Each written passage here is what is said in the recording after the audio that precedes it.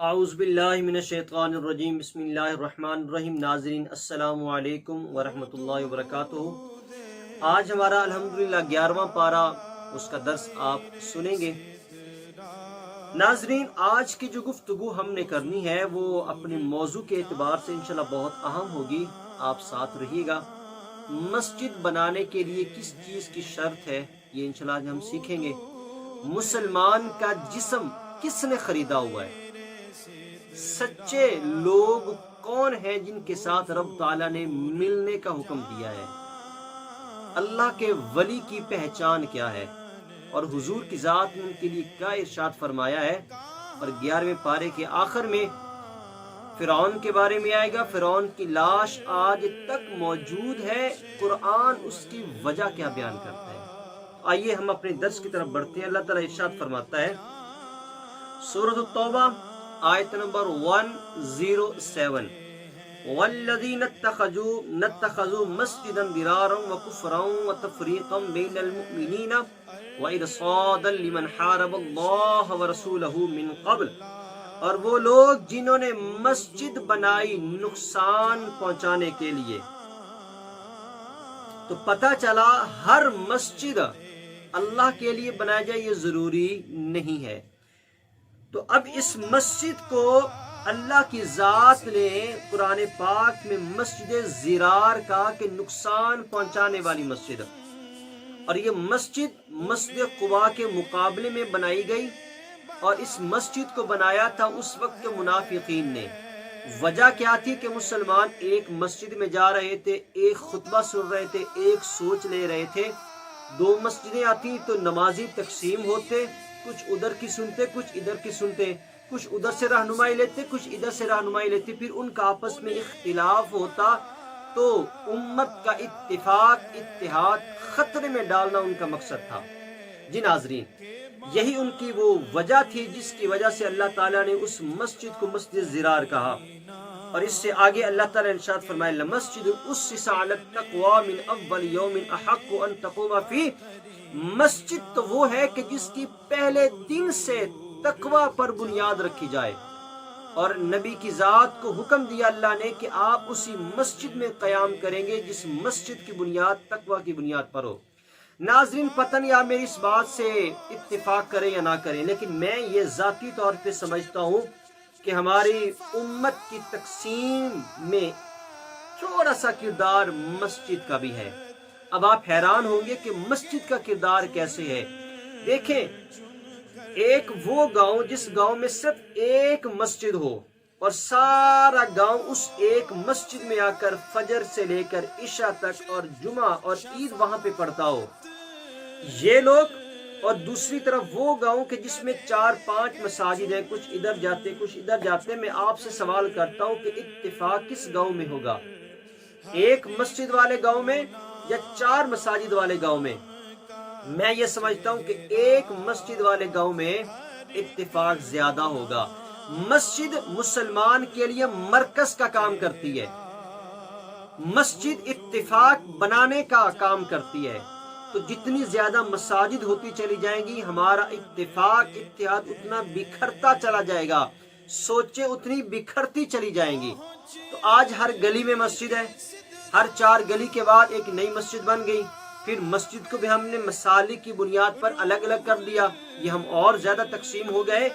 تو اگر امت وحدت کی طرف آنا چاہتی ہے تو میں یہ سمجھتا ہوں، پتہ نہیں آپ اتفاق کریں یا کوئی اور اتفاق کرے نہ کرے، لیکن قرآن یہ کہتا ہے کہ وہ مسجد جو امت کی تقسیم کے لیے بنائی جائے، اللہ کی ذات کو وہ قابل قبول نہیں ہے۔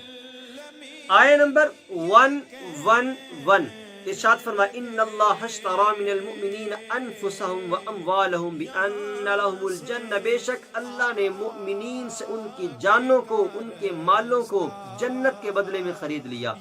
اب یہ جسم جو ہے اس کا مالک اللہ کی ذات ہے، یہ جسم میرا نہیں ہے، اور اللہ نے مومنین سے خریدا ہے۔ اگر میں اپنے آپ کو مومن کہتا ہوں تو پھر یہ جسم میرے اللہ کا خریدا ہوا ہے، تو اس جسم کا مالک بھی اللہ کی ذات ہے۔ اس سے آگے ایک اور بہت پیاری آیہ مبارکہ اللہ تعالیٰ ارشاد فرماتا ہے یا ایھا الذین آمنوا اتقوا اللہ وکونوا مع الصادقین، 119۔ اے ایمان والو، اللہ سے ڈرو اور سچوں کے ساتھ ہو جاؤ۔ کن کے ساتھ ہو جاؤ؟ سچوں کے ساتھ۔ تو رب تعالیٰ نے جو سچوں کی جماعت ہے ان کے ساتھ ہونے کا حکم دیا ہے۔ تو جماعت کے ساتھ رب کی ذات نے، اور جماعت بھی کون سی؟ وہ سچوں کی جماعت۔ میں آپ سے ایک سوال کرتا ہوں، آپ کے سامنے دو لوگ ہیں، ایک علماء ایک اولیاء، کون سچے ہیں؟ آپ علماء، سارے علماء کرام سچے ہیں؟ نہیں۔ اگر سارے سچے تو علماء سو کون ہیں جن کو حضور کی ذات نے جہنم کی بات بتائی؟ صرف اولیاء جو اللہ کا ولی ہے وہ سچا ہے، اور انہی سچوں کے ساتھ رب کی ذات نے ہونے کا حکم دیا ہے۔ آگے ہم آیہ نمبر 122 ارشاد فرمایا وَمَا كَانَ الْمُؤْمِنُونَ لِيَنْفِرُوا كَافَّةً فَلَوْلَا نَفَرَ مِنْ كُلِّ فِرْقَةٍ مِّنْهُمْ طَائِفَةٌ لِيَتَفَقَّهُوا فِي الدِّينِ وَلِيُنذِرُوا قَوْمَهُمْ إِذَا رَجَعُوا إِلَيْهِمْ لَعَلَّهُمْ يَحْذَرُونَ۔ فرمایا مسلمانوں سے یہ نہیں ہو سکتا کہ وہ دین کے لیے سب کے سب نکلے، تو کیوں نہ ہو کہ ان میں سے ایک گروہ دین کے لیے نکلے، دین کے لیے نکلنے کے بعد جب وہ دین پڑھ کے واپس آئیں، لِيُنذِرُوا قَوْمَهُمْ، دین کی سمجھ بوجھ حاصل کر کے پھر وہ اپنی قوم کو آ کر دین کی بات بتائیں، دین کی تعلیمات دیں۔ جی ہاں، نوجوان کو دین کے لیے نکلنا ہوگا، اور یہ دین وہ دین ہے کہ جس کے بارے میں میرے نبی کی ذات کا فرمان بھی ہے کہ جب اس دین کا طالب علم حاصل کرنے کے لیے نکلتا ہے تو فرشتے اپنے پر اس کے پاؤں کے نیچے بچھاتے ہیں۔ تو اس لیے آپ صلی اللہ علیہ وسلم کا بڑا واضح فرمان یہ ہمارے سامنے ہے، اور قرآن پاک میں بھی ہے کہ دین کی سمجھ بوجھ حاصل کرو، اور فرض علوم تو ہر ایک پہ لازم ہے۔ آپ دنیا کا کوئی بھی علم حاصل کرنا چاہتے ہیں کریں، لیکن اس کے ساتھ ساتھ آپ کو دین کی سمجھ بوجھ بھی ہونی چاہیے۔ اور جو دین لینے کے کچھ طریقے ہیں، ایک طریقہ آپ کا یہ نیٹ ہے۔ ضروری نہیں کہ نیٹ پہ آنے والا ہر بندہ سچا ہے، یہ بات قابل توجہ۔ ہر بندہ سچا ہو یہ ضروری نہیں، ہر بندہ دین کا درد لے کے بیٹھا ہے یہ ضروری نہیں۔ کچھ آپ کو توڑنے کے لیے بھی یہاں پہ آ کے آپ کے سامنے بات کر سکتے ہیں، کچھ ایسے بھی ہوں گے جو آپ کے ذہن میں انتشار بھرنے کے لیے بھی آ سکتے ہیں، کچھ ہوں گے جو اللہ کی رضا کے لیے ہوں گے، ان کی پہچان آپ نے کرنی ہے۔ دوسرا طریقہ یہ ہے کہ آپ کسی مستند عالم دین کو تلاش کریں اور گاہے بگاہے ان کے پاس چکر لگائیں اور دین کی تعلیم ان سے حاصل کریں۔ اس سے آگے سورہ یونس کی آیہ نمبر 22 اللہ ارشاد فرماتا ہے هُوَ الَّذِي يُسَيِّرُكُمْ فِي الْبَرِّ وَالْبَحْرِ، وہی ہے جو تمہیں چلاتا ہے خشکی میں بھی تری میں بھی، حَتَّى إِذَا كُنْتُمْ فِي الْفُلْكِ وَجَرَيْنَ بِهِمْ بِرِيحٍ طَيِّبَةٍ، یہاں تک کہ جب تم سفر کر رہے ہوتے ہو سمندر میں تو رب تعالیٰ بڑی ٹھنڈی ہوائیں بھیجتا ہے، تمہارا دل خوش ہو جاتا ہے۔ جَاءَتْهَا رِيحٌ عَاصِفٌ وَجَاءَهُمُ الْمَوْجُ، اچانک کیا ہوتا ہے؟ ایک بڑی سی موج آتی ہے، طوفان آتا ہے، اور تم گمان کیا کرتے ہو کہ انہم احیط بہم، اور تم یہ گمان کرتے ہو کہ تمہیں گھیر لیا گیا ہے، طوفان نے بھی ہواؤں نے بھی۔ دعوا اللہ مخلصین لہ الدین، پھر تم خالص ہو کر رب کو پکارتے ہو۔ لئن انجیتنا من ھذہ، اور تم کہتے ہو کہ اللہ اگر تو اس سے ہمیں بچا لے تو ہم تیرا شکر ادا کریں گے، ہم ناشکرا پن نہیں کریں گے۔ فلما انجاہم اذا ہم یبغون فی الارض بغیر الحق، اور اللہ فرماتا ہے جب ہم اس کو اس سے نجات دے دیتے ہیں اور یہ دوبارہ صحیح سلامت زندگی میں واپس آ جاتا ہے تو پھر یہ وہی کام کرتا ہے جو پہلے کر رہا ہوتا ہے۔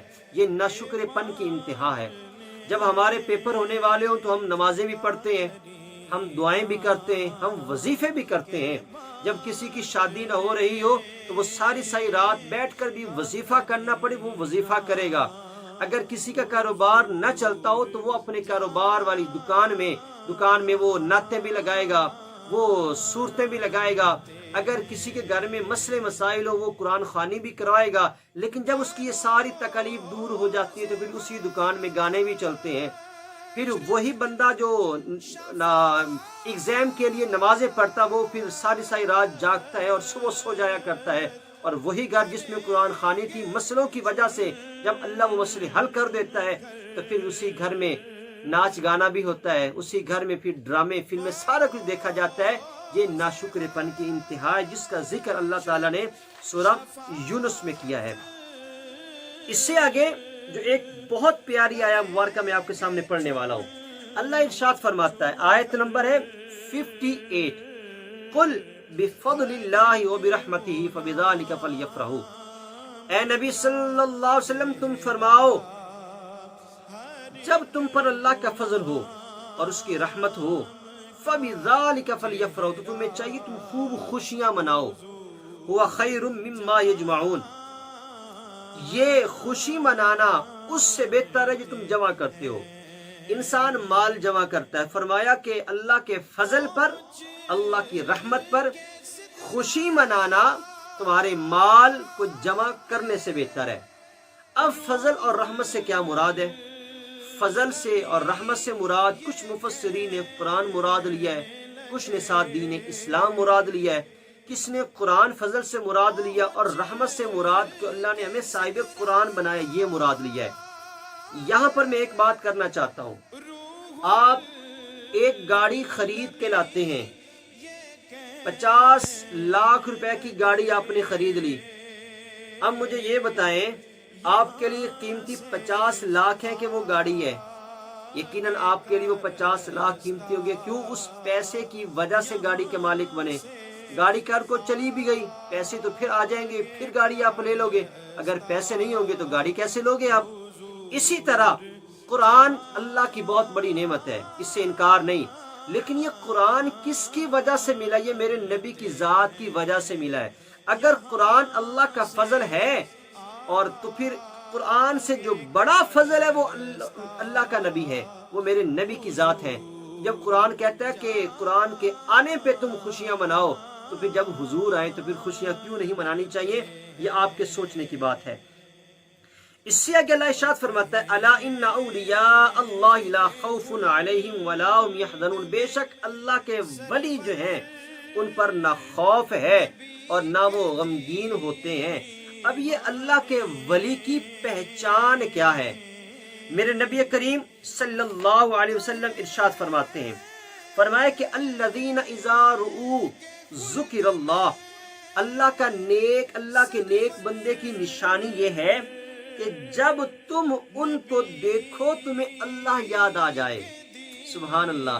इन जब उनका दीदार करो, उनके चेहरे पे तुम्हारी नजर पड़े तो तुम्हारे दिल में आए कि जब अल्लाह के वली का चेहरा इतना नूरानी है तो फिर रब के जलवे कैसे होंगे।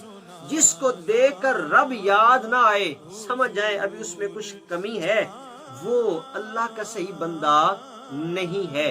तो अल्लाह के सही बंदे की पहचान, अल्लाह के सही बंदे तक पहुंचना, ये आपकी जिम्मेदारी है, ये तलाश करना आपका काम है। इससे आगे अल्लाह ताला ने हजरत मूसा अलैहिस्सलाम के बारे में बात की, फरमाया कि हत्ता इज़ा अदरकहुल गरक, जब फिरौन ने महसूस किया कि अब वो गर्क होने वाला है, क़ाल आमनतु अन्नहु ला इलाहा इल्लल्लाह इल्लल्लज़ी आमनत बिही बनु इसराइल, तो उसने कहा कि मैं ईमान लाया मूसा के रब पर। कुरान कहता है अल-आन, अब ईमान लाए हो, वक़द असैत, इससे पहले तू नाफरमान था, तुम्हारी तौबा कबूल नहीं। फलयौमा नुनज्जीका बिबदनिका लितकून लिमन खल्फका आया, ऐ फिरौन हम तेरे बदन को रहती दुनिया तक महफूज रखेंगे ताकि आने वालों को इबरत हासिल हो कि ये वो बंदा है जिसने खुदाई का दावा किया था, आज इसका हाल देख लो। तो अल्लाह की जात ने, ये कुरान का मोजज़ा है कि कुरान ने आज से कई सौ साल पहले की बात बताई और वो आज तक पूरी हो रही है। तो ये कुरान की सदाकत है। कुरान को पढ़ें, कुरान को दिल से पढ़ें, कुरान का तर्जमा पढ़ें, कुरान को समझें, उस पर अमल करें।